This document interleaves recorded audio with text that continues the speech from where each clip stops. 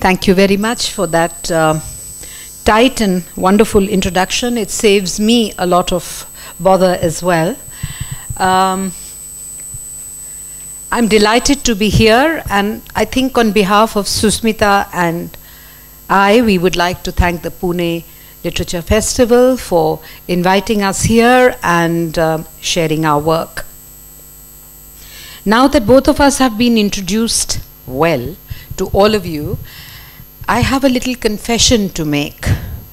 Sushmita and I were in college many, many moons ago, and it was just less than a week that we reconnected. So what you're going to hear today is really a conversation of two women, though I would not like to just say women, but two individuals who have seen the politics of changing fortune, power, and privilege. We both came from a very privileged background, studied at a very privileged college, which was the Jesus and Mary College in New Delhi, after which we parted ways. Sushmita went on to her career of performance. She has performed, as you know, in movies, television serials, and is now following the passion of her heart, which is writing. And as she became a household name with Kitty in Karamchand, and many of my generation remember her as the Chulbuli Kitty, I think with passion comes a different kind of energy, and I'm hoping that we will see Sushmita writing out of the box script for cinema or the OTT platform, which she's doing now more than ever, and we will celebrate her even more. So I'm going to begin by just asking her the question, simple, from the title of our talk. How has her life been? Has she been always riding on a crest of success? Or has it been a roller coaster ride? Or, like the wheel of fortune, she has been going round and round? Hello everyone. Thank you so much PLF Manjari for this invite. Thank you Alka. It's a fan moment for me because I met her at another festival recently last week, and I actually was overwhelmed because Alka has always been this, she's been my sister's batchmate, 2 years older than me, so I've always held her like that. And when I've seen her journey as an art historian, I used to always wonder, this Alka with these large eyes, she used to have a big bindi those days, and I was very thrilled when I heard that I'm going to be with her. Thank you Alka, this means a lot. People have fan moments with me and I'm having a fan moment with her, but we all have fan moments with each other at some point. So to answer her question, of course it's not been a smooth ride, and like we were discussing, smooth life, especially there are a lot of young people here, to me is not a victorious life. Smooth life is a life which makes you kind of thick in the head. I started my career in a very rocky way, from being this privileged person studying in the National School of Drama. I did my master's from Miranda House, Delhi. Used to do a lot of street theatre, had the comfort of a home in Delhi where I was raised, and then suddenly to come to Mumbai on that rainy June when Bombay had absolutely flooded over. There was a deluge. I landed in Mumbai in the year of 1983. No friends, no home, no phones, personal life in a mess, no money, no work. It was all very, very difficult. But then as life throws challenges, life gives you also chances. So I happened to chance upon Karamchand, which was then became a household name. And I used to get 2,000 rupees an episode in '83 was a lot of money. 8,000 rupees a month was taking care of the rent. Everything was really nice. I in fact saved up money to buy my first flat in Mumbai, which cost me 1,45,000 way back in 85, I think. So now that little house, I mean that building, lots of TV people stay, and Nasiruddin Shah used to call it the TV slum because a lot of TV people used to stay. अब उतने पैसे होते थे तो वैसे घर बना ही लिया. Then my story is been, as Alka says, it's been a lot of ups and downs. I like to look at it more ups than downs, because if you have been thrown in the ocean, there's no question of even thinking you're down, because you'll then get down. So it's always been up. It's always been a struggle, but it's been up. It's been survival, and I didn't have the privilege of refusing work. जैसे हम कहते थे ना, पेट के ऊपर से हम लोग नहीं देख पाते थे. Lots of us in my generation, including Pankaj Kapoor and all of us, we didn't have the privilege of saying no a lot, because we had to pay. Bombay was an expensive city to stay, so we did work. And then of course my journey it's been now 40 years.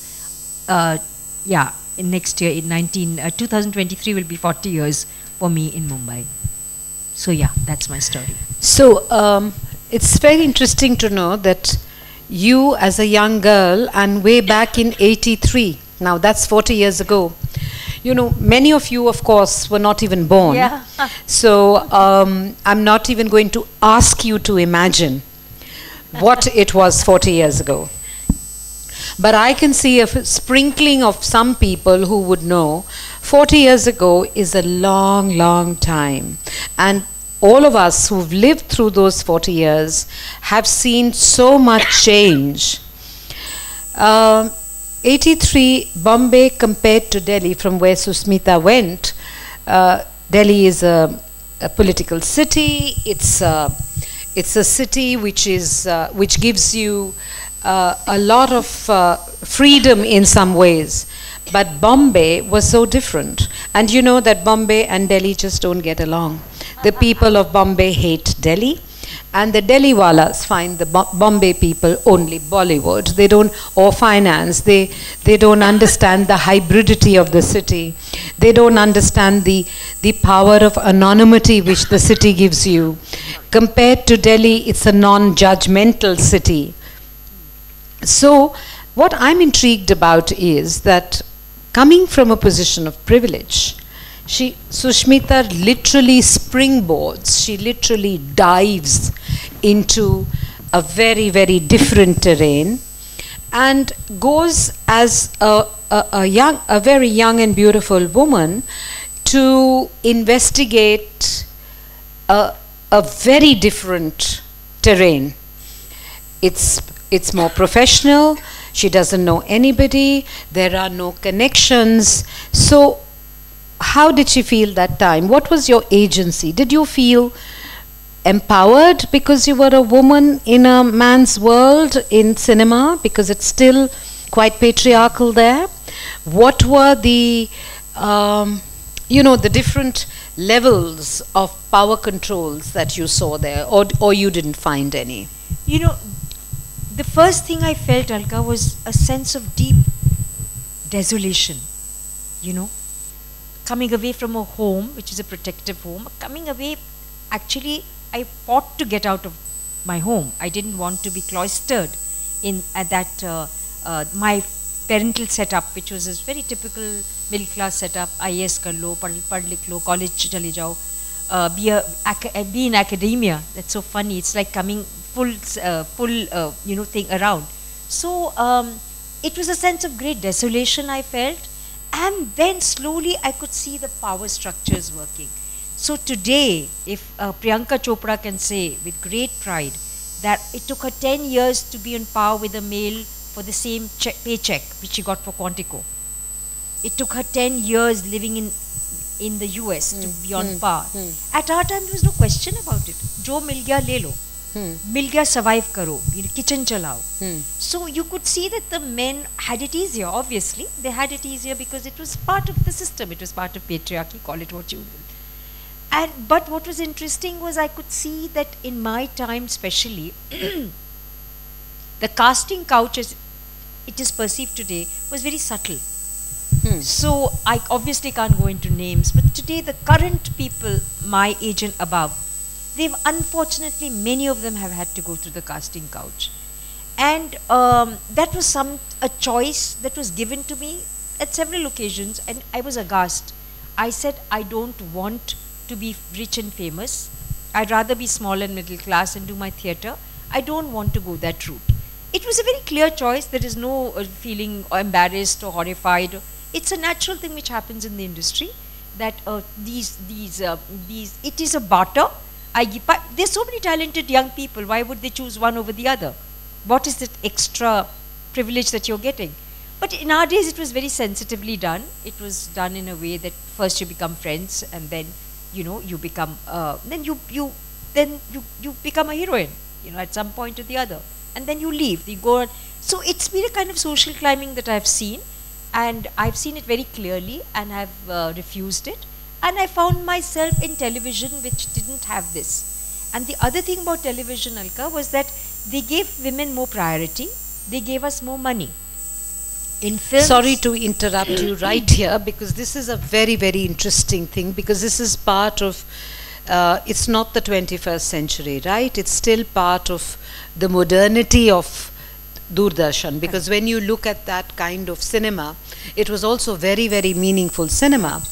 I'm actually just revisiting it because during COVID times in Delhi, a lot of, I don't know if you youngsters saw it or not, but a lot of movies which were made for Doordarshan, for television. You have a young Deepthi Naval, you have Chandramukhi, a thing on craftspeople.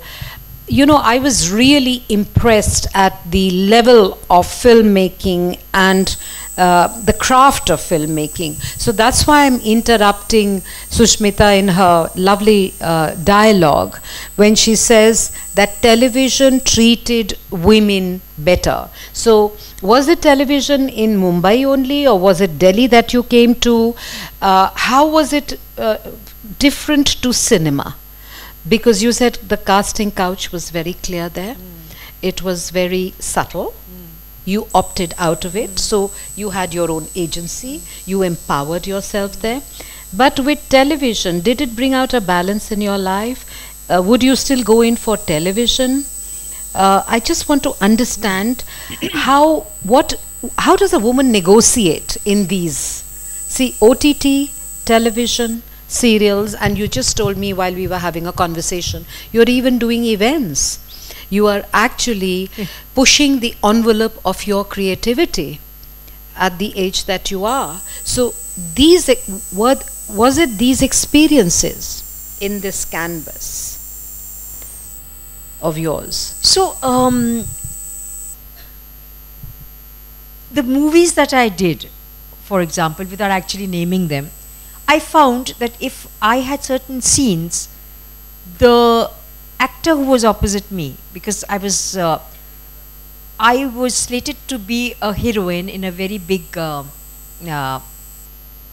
Karamchand. I don't normally talk about it, but of a very big production house. And I remember going there, and I was not comfortable with the ambience there. Now it was just how women are, young girls are, very young. I had a touchy-feely that this is not right. And then the actress has now become very big, the one who, I obviously can't name her. She's become very big. She became very big subsequently.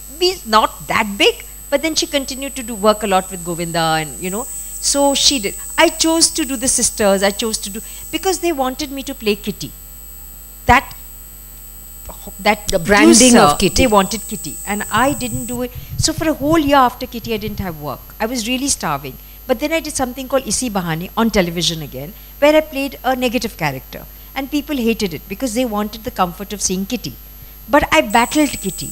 Today I'm known a lot because of all generations who have seen that. It was iconic, and not just, obviously, it was a show. It was Pankaj Kapoor, it was Karamchand, it was me playing a part.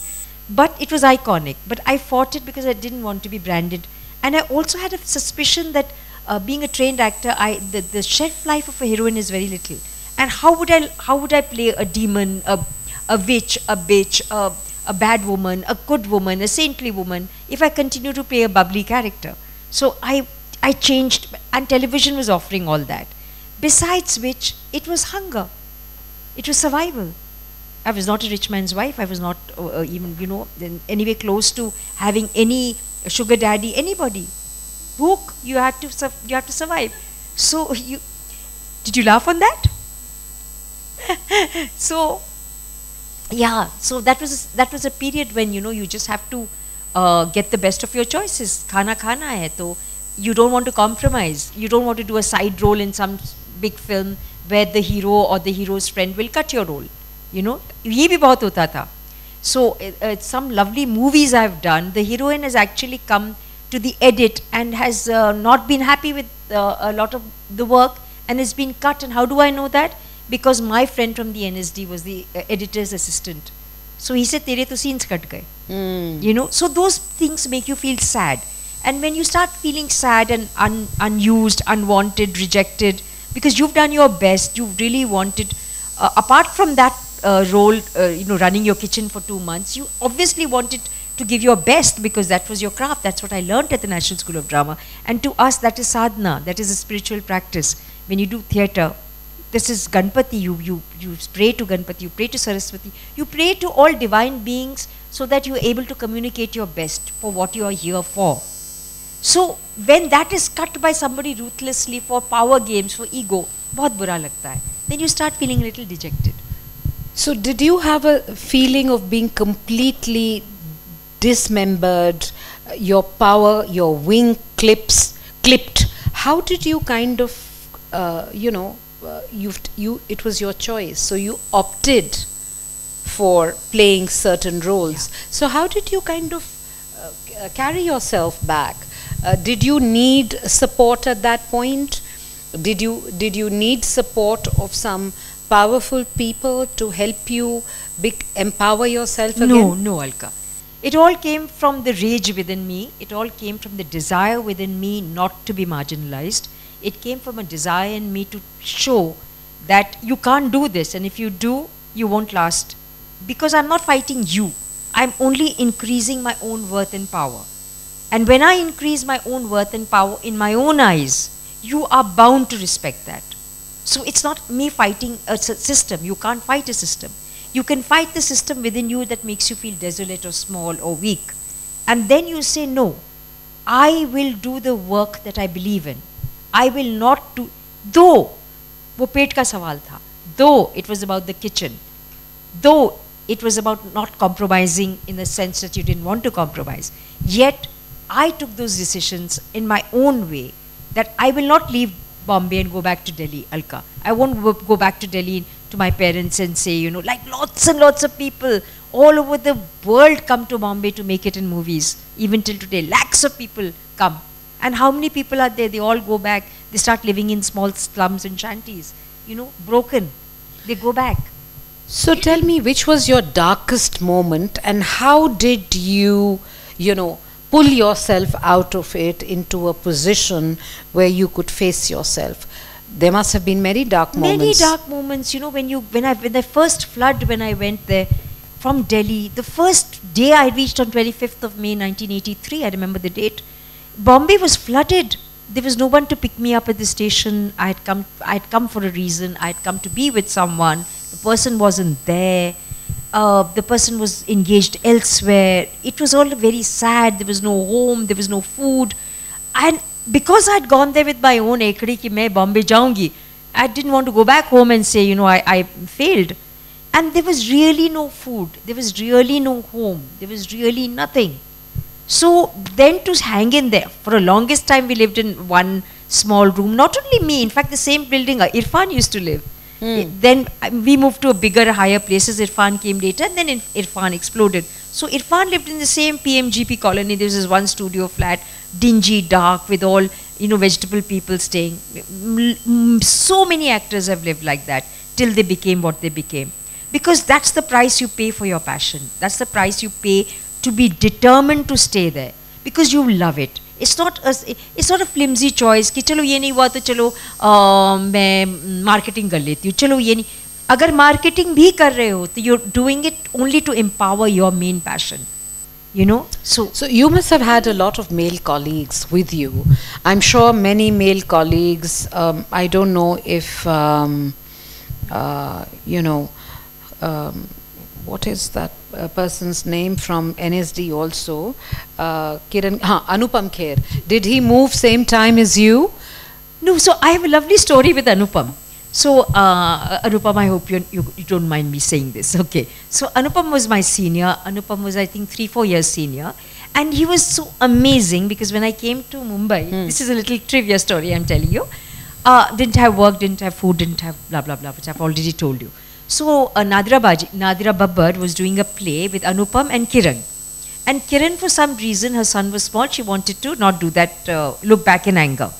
And there was a character of Helena which was available. So Anupam suggested that I write to Nadira ji and tell her that, you know, I was a great fan of hers and that I should get the role. And me being the pompous Bengali Brahmin that I was, you know, from NSD, gold medalist, I said, Naini, I can't do all this chaplusi and all, I will not write. He said, it's nothing, she's senior to you, lick low. So very reluctantly I said, I'm a great fan of yours, please give me the role, thank you. Aisa karke kuch maine likha and I got the role. So Anupam has been wonderful in that sense. And then cut to Anupam's story. So we were shooting the I won't tell you the producer's name. I was assisting him at some point. And Anupam was he was a struggler. And because we'd worked in the theatre before, he said, can you get me a meeting with this director? But this director was very big, and Anupam came up to meet him, and the director was busy something. He said, Abhinay, usko bolo abhi chai pi ke aaye. So he went off. So he said, he's busy, go now, come later. Now I'm the conduit, I'm trying to get him in, like he got me in. Then cut to Saransh happened. And the same room, I think it's a year, same sofa like that.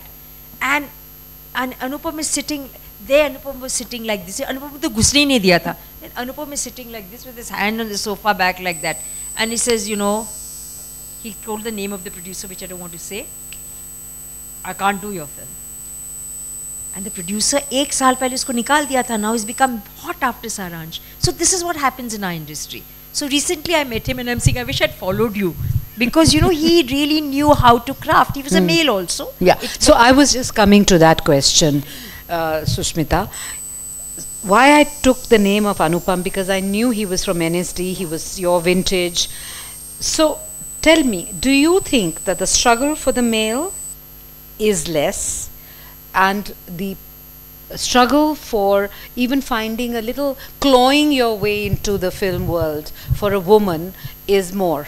Yeah, certainly it's more. It's like now how Neena Gupta has really, she's really flowered. Like phoenix. She's like a phoenix, because she worked with Anupam in the play. And I think this is what happens. You have to learn tricks and technology. If you just become a Satan, main nahi milungi kisi se, people are going to come to the door. I mean, I remember Khalnaik, Subhash ji actually called me. Those were the times when the director producer called you, and they would wait for you because they wanted this character alone. Today it's not you, this option, that option, that option. So as far as Neena or Anupam are concerned, I think even Anupam had it tough. It's not that he had it easy. But then he strategized his career in a different way. Neena never made it into she's very beautiful, very talented, very gifted. But she never made it into as she herself says, that I never got the main roles. I got side roles. So there's a lot of bias, and in our time the bias was very strong also. At the end of it, Alka, I also think is a lot of luck, being in the right place at the right time. People can kitni bhi koshish kar lo, kitni bhi chaplusi kar lo, kitni bhi aap rishte kar lo. If it's not to be, it's not to be. So you can't have one answer which fits all, It's technology, it's your desire, it's to be in the right place, It could be either sex, but more so with men. I think it's easier. So now that you have reached a place where I think in your head you are more comfortable than you were 40 years ago, if you look back, are there any moments you regret? Like when you said that you did listen to Anupam Kher and did write the letter. Have there been incidents where as a woman you have failed to compromise, it has worked against you, and your privilege, as you said, as an educated, thinking, not being a star child, has it gone against you? Have your privileges, or your privilege of freedom of mind, has it kind of, do you have any regrets? Nobody could take away my freedom of mind or thinking. I was very clear then as I am today. Privilege is something you're born into, and privilege is something you acquire, and privileges are something you make for yourself, and also privileges also can lead to a sense of contentment. How much is how much? So if you're happy and content with where you are, you give value to your own life, you give value to what you wish, you give value to what you want, you give value to what you have. And entire power is in your own hands. If somebody is doing very well in something, you just say kudos to you, wow. You don't get jealous and small and say, "Arey yaar, mujhe karna tha." You don't know what the other person has gone through. But if you're clear that this is the way you are, it's like writing. You know, it's like we're authors. I mean, I'm not this great author or anything, but I've written some. So if you're writing something, you're writing with a clear heart, you're writing it for people to enjoy and listen, then it's your privilege to say, okay, you may like it, you may not like it, it's fine. But I will do it the way I want, because I am sharing my heart with your heart. I'm not deciding what your mind will think, how should I write it for you, should I try to, manipulate your thinking, manipulate you to like me? No. For me, it is your own clarity, your own heart, your own, and that I think is the definition of art. The art is your ability to tell your truth in a simple way. So, very interestingly, you've moved to a place which I wanted to. You are an actress, you are a performer, you are an actor. What led you to writing? Why did you kind of, it's easy. You've succeeded, you're doing well, things are coming to you comfortably. Why do you want to climb another mountain? Writing? No, actually, it's been a seed thing for me for the longest time, being from a family of educated people. In my time, it was always IAS karo. In our time, it was always IAS. Of course. Or academia, do a PhD, teach. I didn't do all of that. I was the black sheep. I went away and did Nachun Kodun, which is basically Nachna Gana. I went out to do theatre and TV and, things which are not, that looked up. In my family, it wasn't that looked up as a PhD, and especially if it's Harvard or Cornell. For Bengalis, it is like the end of, everything. But I was been a closet writer throughout, even as a young person. And my first play, Nati, which opened to houses, it was an expansion. It was like something. This was before the children, so it gave me a time to discover myself. And when you go through pain, when you go through ups and downs, and when you start writing it, then so many layers come out, and then some art happens, some creativity happens. When you unravel your own processes and you unravel the processes of life around you, then something happens. But it's always been there. It's not something I'm doing now.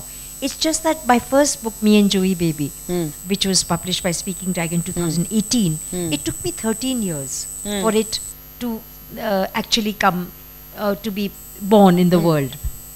I call them my book babies. They took lot of time for delivery. Normally 9 months lagte, mere bachche ko 13 years lag gaye. Can you imagine what an old soul that baby was? So it took time, but I let it happen. I let it roost within me, and I knew that I didn't have any literature, I didn't have any network, I didn't know how it worked, I didn't know any publishers, I didn't know the industry at all. I just knew that I had a story to tell, and I was hoping that somebody would be interested, and by God's grace they were, and that's how it started. So tell me, is there a big writing, what I'm kind of understanding from you, is almost like a therapy for you to understand yourself, to give expression to your inner landscapes. Whereas when you are acting, you are also reading a script and being something else. But is writing a more honest activity for you, or there is honesty in the craft of acting and the craft of writing? That's a wonderful, wonderful question, Alka. That's a wonderful question. I wish I had more time to mull over it, and I probably will, as you know, when I leave this place, because when you are straddling these two things, of course, it's true that when you speak dialogues for others, it is less pure because the baton is not in your hands. You have to, but you make it your own. How do you make it your own? You have emotional memory of why the character is saying what they're saying, unless you again open your heart and your soul and make it your own.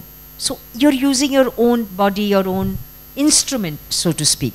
You're using the instrument of your mind, emotions, body to say. But when you're writing, it's a solitary solo work. You're not answerable to anybody. There is nobody, no director on your head, no producer on your head telling you do it this way or that way. So I think this is a more purer form. Writing For me. Does it give you greater power? Does the pen wield a greater power for you? So for me, it's not power. For me, it is satisfaction. It is like quenching an inner thirst. It's like love. It's like a feeling of being in love. Like, you know, there is no pressure. There is no force. There's nothing I'm battling against except your own thing. But the end of it is not about power. It's not even about my own power trying to write something. It's a very content feeling of being in love, that you're writing something. You don't have to share it. You don't have to show it. It may not even see the light of day. But you're writing because it's like how you raise a child. You don't think that my child is, this child I'm going to raise, which will give me the power of motherhood. You just raise because you love. You raise because you are happy in its growth. So to me, writing is just, when I write 3 pages or I write 10 days later, it's happy to see its flow in the world, rather than trying to capture it, ki abhi mujhe dena. Though we do have those deadlines which push you, but the process is one of love. And now I think it's enough of me. There is a lot that Alka needs to say. And I want to ask Alka, because she's such a body. I mean, what do I say about her? She's just been introduced. She's an art historian. She's written so many books. She was just showing me. So मैं क्या बोलूँ उनके सामने? I would just like Alka to say what you asked me about my journey. I would be very happy for you to share that, because I'll also be part of this. Well, I think today is my friend's day. It's Kitty's day, it's the writer's day, it's the day for, for me to understand a young girl who I just saw as a bubbly young girl in college, running around. I think when I knew her, she was actually looking to find herself. And, I've been so entranced by her story that maybe my story can wait. And I really mean it. I'll just say a little bit, because, it'll be rude if I don't, respond to my, I hope, and I think it is going to be a great friendship after many years, because it's been very, very, it's almost bizarre really when you meet somebody who you saw flitting around in college. And nowadays we were a very intimate lot which was growing up. It wasn't a very, very huge impersonal college. We almost knew little things about each other. But after a long journey in our lives, we have come together, and it is again interesting to know that we have a shared love for beauty, a shared love for culture. Because what Sushmita is doing, which I couldn't really explain as we were talking, because she's doing so many things. Her husband comes from Bundelkhand, which one of the most well-known areas is Orchha. And I know of Bundelkhand because of my study of art history, where we did the paintings, the Bundelkhandi paintings, Baz Bahadur and Rani Roopmati. a particular style of painting which was full of shringar, which was full of color, which was full of vibrancy. It was a parallel school to the Mughal school, which was more darbar, which was more stylized, which had more Persian elements. And Bundelkhand is also known for the wrong reasons, for the dacoits of Bundelkhand. So when she started talking about it, I got, in fact, that was the time I started looking at her with a different, a different sensation in my head, because, you all are very young, but when you come to the period, I call it the autumn of my life. And it's a beautiful autumn, and I hope it will be a long autumn where there are going to be lovely colors in my life. And one of that would be reconnecting with a person talented, thoughtful, sensitive. And I just thought that, we can connect through painting, through the rasa, through the bhav of painting. Because my story, I'll just tell you very, very quickly, I never planned for anything. My life has been a series of accidents. The only thing I'm good at, and that is also culturally, we were brought up like that. Unlike all of you, my daughter's probably double your age, young people sitting here. You have a lot of expectations, and it's all about the self, and it's all about your personal space. Today it's that you can't even say anything to me personally, don't body shame me, all these things are happening. But we were brought up to accept what was given to us as a prasad or as a grace. So everything in my life happened through a series of accidents. I was raised in Delhi, again very privileged, moved to Bombay, lived there for about 4 years, really learned to grow up there, because in Bombay, for a person like me who used to take the DTC buses, the first time I saw these buses waiting at Hutatma Chowk, as it is called, we were staying on Pedder Road, so I ran there and grabbed a place in the empty bus, and the driver comes and says, "What are you doing?" I said, "Taking a seat." He said, "Lamba line nahi dekha." So we, in Delhi people, are used to rushing and getting things. So from that struggle to the struggle of going to Chandigarh, where I get married, and she's going on talking about IAS officers. I get married to one, and they are like the Sarkar. And I get into a different world where you have to keep saying Sasrikal and bending your back low. And my husband was a young officer, and I'd keep telling him, till when will I have to keep bending half the way and doing chamchagiri? Because that is something which I didn't know. Anyway, I did another MA in history of art. I did my PhD, started teaching there, and all my friends in college will never believe. In fact, they keep wondering. I reconnected with a lot of my college mates from JMC, and they said, "Ye tumhara doctor naam kaise aa gaya?" Because in college, I was the college president, I was playing basketball for the nationals, I was into debates, dramatics, all that, but no academia. That was the last thing in my head.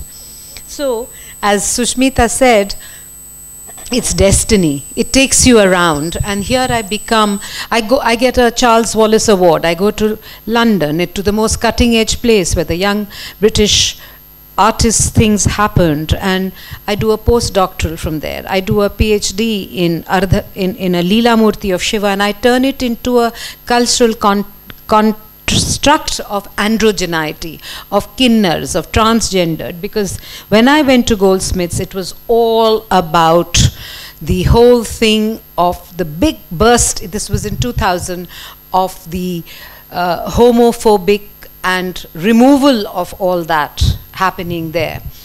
I come back, I start curating shows, and then I'm asked to write on the Kama Sutra, and that really changed my life.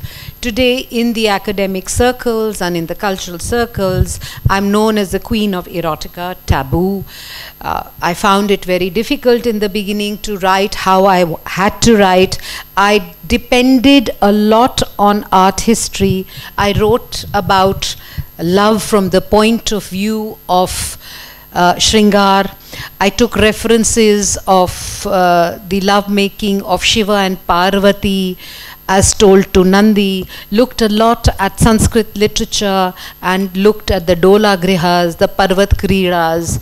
I mean, Sanskrit poetry, Bhartrihari, all these people helped me a lot to understand the erotics of pleasure or the aesthetics of the erotic, and to say that the Kama Sutra is not a pornographic text where you have a man standing on his head and having sex with 6 women at the same time, but it is the journey of life, dharma, artha, kama and moksha.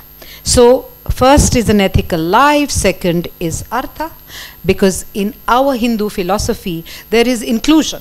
There's inclusion of everything. So artha, equally important. And then if you don't experience kama, unlike the Judeo-Christian philosophy where it is for procreation, in the Indian text, every god of ours, the whole concept of kama, the whole concept of ananga, all these are there in our texts. But when I did my Indian erotica, I mean, it was very embarrassing. It was really a time when I felt, I wish I was a man who was writing about it, because a man is supposed to be a predator. A man is supposed to be, you know, this macho male spreading his seed. But as a woman, I started almost feeling ashamed that why did I write the Indian erotica, or why did I write the Kama Sutra? Why did I write the Kama Sutra for women? Because many of my husband's friends would want to cozy up to me and say, so tell us the posture. So tell us what it was. Yeah, so they also didn't understand that the Kama Sutra is actually not one book, but 7 books. So my journey has been very interesting. But that's for another time. I want to go back to Sushmita. I think you should continue a bit, right? Yes. Please. Okay. It's fabulous. Please. I think they would really benefit from this. I will continue for another 2 minutes. So the whole thing ultimately, I feel that if you carry on. So what happened after your writing? What after? Yeah. So I got a lot of offers to write on the Kama Sutra. I wrote a lot of books, and then when my colleague, he becomes the CEO of HarperCollins, because I was writing a text for Penguin, the first thing he does, Anant Padmanabham, he calls me up and says, you know, Alka, there is only one woman who will be able to write a book on the phallus, and that is you. Now this was almost 18 years after I had written my Indian erotica. I was no longer the, the shrinking violet saying, no, I can't do it. I said, oh, but of course, Anant. And I'm going to give you a book which nobody else will do. So when I was doing my Kama Sutra exhibition in Paris called the Spiritual and the Erotic, I couldn't take any work out from India, because our rules are still so archaic that any miniature painting that you were taking out of India was pornography. So I was actually setting up this sculpture gallery for the City Palace Museum in Udaipur, and there I had seen some beautiful Salabhanjikas, I had seen some beautiful Devanganas, I had seen some beautiful Sursundaris, and Shriji of Udaipur respected my work and understood what I wanted, so he agreed to send about 8 large images from Udaipur. So I had to source a lot of work from the Riesberg, from the Beaux-Arts, from the Erotic Museum in Brussels. And again, like Sushmita says, things happened to her. It was very strange, because I had done this book on Ardhanarishwar. One day I suddenly get a message from the Belgian embassy saying that a man called Johan Matela wants to meet me, who's written a book on the circumcision of Christ. So I said, oh my God, now what does he want to meet me for?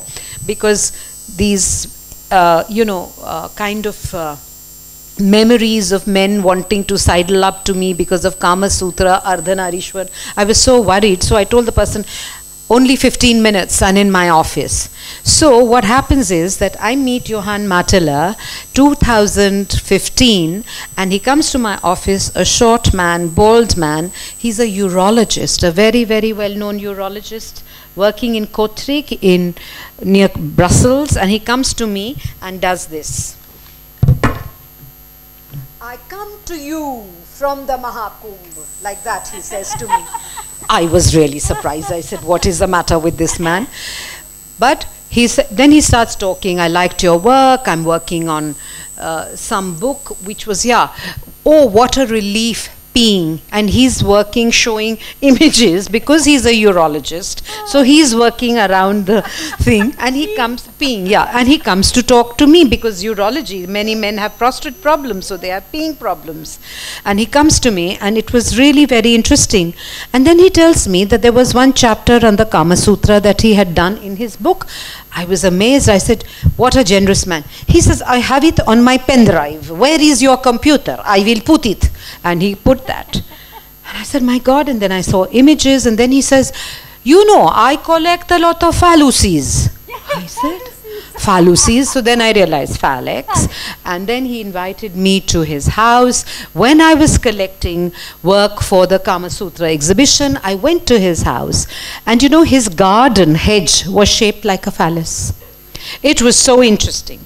So when Anant Padmanabham asks me to do the book on the phallus, I think of Johann Matela. Then I think of his other friend, Philipp von Korenberg, who became a very, very important urologist and had another collection. He was in where are the diamonds from? I'm forgetting, in Belgium. He lived there near Bruges. I went both the places, saw the phallus collections, and this new book of mine, which was brought out 2 years ago, it's called Fabulous, but it's about the phallus. So this is my journey, the moment of empowerment. And today, at my age, I'm beyond gender. I'm neither male nor female. I decide what energies I want. One day I'm female, one day I can be male. And it is my choice, my agency. I decide what I want to do. But I don't do it anymore in an aggressive manner, which I would do 5 years ago, because I realized that the greatest strength is in being quiet. The quiet strength is the most powerful strength. I haven't reached there. I'm only 40% there. But when you become very, comfortable in your own skin, and it takes years of for me, it was years of academic writing, I'm immersed in it. So my entire time of pandemic, I've only been doing courses. I did a course with Harvard University for 6 months. I'm still doing courses with this academy and this person called Arjun Bharadwaj on the Sampurna Ramayana, on the Purans, on the stories, because, the wealth of my country continues to surprise me, continues to humble me. The change happened when I came back after a year in London.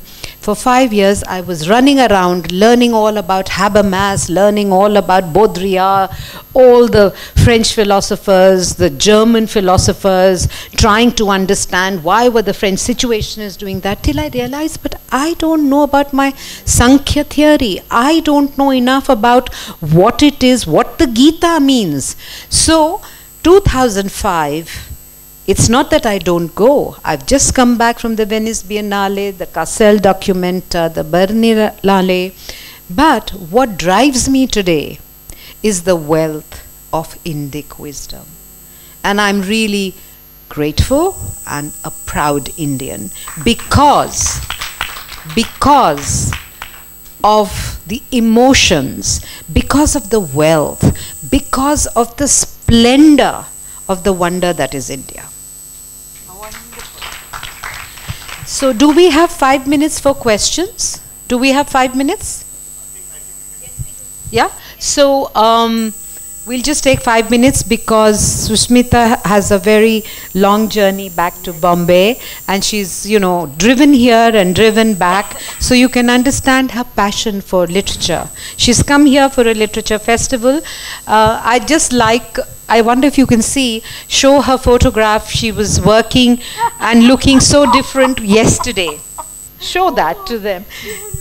Yes, yes, some people can see it. She's all made up. She's working for the OTT platform.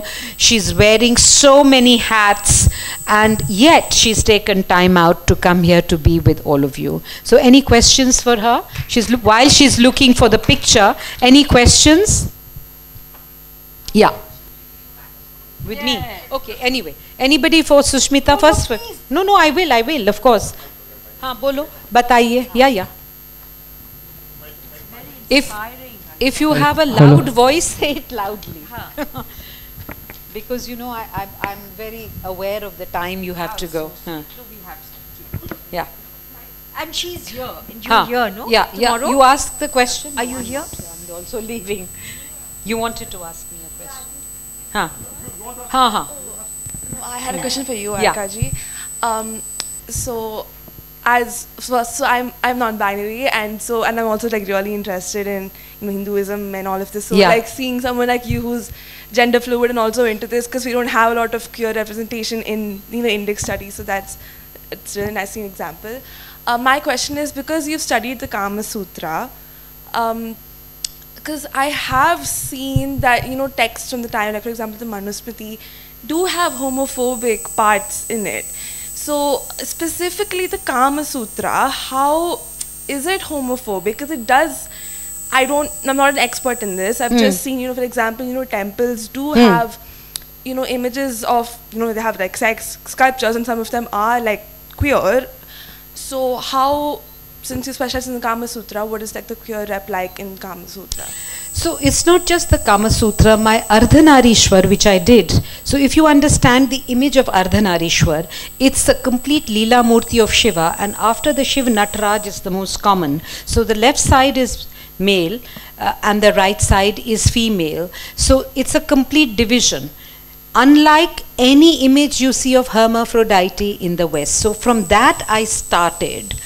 And I saw many texts, many temples where you have images of Mithuna, Maithuna, same-sex, bestiality. Everything is shown in our temples, which were 8th, 9th, 10th century onwards. The Kama Sutra, however, was written in the 4th century of the Christian era. And in that, very specifically, there is a mention of the Tritiya Varga, the third gender. And the Kama Sutra consists of 7 books, and in that you will see it's very, very inclusive, even the sexuality and the sexual act. It is very clearly stated that the pleasure of the woman is as important as that of a male. And in book 6, which is of the courtesan, there is a huge valorization of women. So these courtesans, or Ganikas as they were called, they were not looked down upon. They were never commodified. They were different to the geisha girls who were coming from a position of being disempowered. The Ganikas, or the courtesans, as has been mentioned in the Kama Sutra, were women who knew the 64 arts. They could talk, they could hunt, they could make perfumes, they knew the art of archery. 64 arts, that's how they were. And often it was their homes which became the hub of political activity. Many times decisions were taken. And there are very interesting books like How Do You Get Rid of a Wealthy Lover? Then there is another one saying, how do you milk an unwanted wealthy lover? So you see, every aspect of life is beautifully. Go for the books, girls. So all these things are given very clearly. So when I talk of Indic wisdom, I do not want to live in the hoary past and, hagiographically talk of India. But when you see, all our texts are very interpretive. And when you read them, it's important to understand, and if I would just say, like yoga, which I believe a lot in, try learning Sanskrit. Because, you know, I also read a lot of good translations, but the wisdom you get from the original text, it's beautiful. And since you are interested in, you know, gender fluidity, in queering, there are so many aspects in the Mahabharata, Shikhandi, Brihanala, what is it, when you wear clothes differently, not transgendered, but when you are cross-dressing. Even Arjuna is as Brihanala is cross-dressing.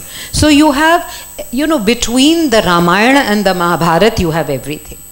Or the Bhagavad Purana. Because I think, honestly, from what I have seen, a lot of the people who interpret these are openly homophobic and also very sexist. Like, till date, it comes from patriarchy. Yeah. And it'll change. A lot of, you know, society, you know, parts of society that are currently interested in like Hinduism or Indic texts are unfortunately still deeply sexist and homophobic and transphobic. So yeah. It's really but that's...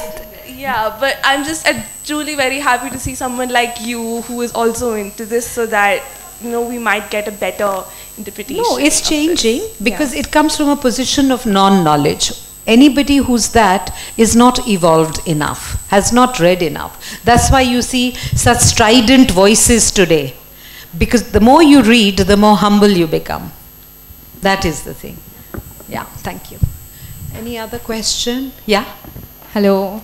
Yeah. So my question is for both of you. Since ma'am told about her struggles and you have written Kama Sutra, so where did you get the mental strength from?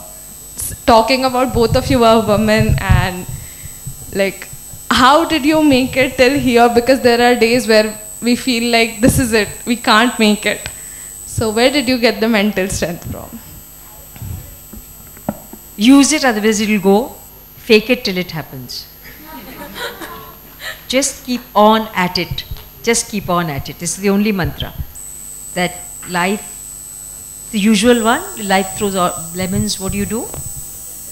Yeah. So that's your in your own strength, your own art of making that lemonade. And never say never. That's my mantra. Kuch bhi ho jaye. That's very nice, and I absolutely endorse that. But in my thing, I'm only going to talk personally. I had a very strong mother who was, you know, not fulfilled in many ways, but deeply spiritual. And she just wanted so desperately that, you know, she was trying to live a life through me, her dream through me. And I was lucky. She gave me a lot of power, and I think success gives you power. So as Sushmita said, keep at it, make your lemonade, become successful, because there's nothing like success. Today, if she's here, what she's doing is because of the success of her hard work. Today, if I am confident, it's because I've been at it, really, like lage raho munna bhai, and got, you know, I believe a lot in the karmic theory. No work, no effort goes unrewarded, and no effort is too small. Just be at it.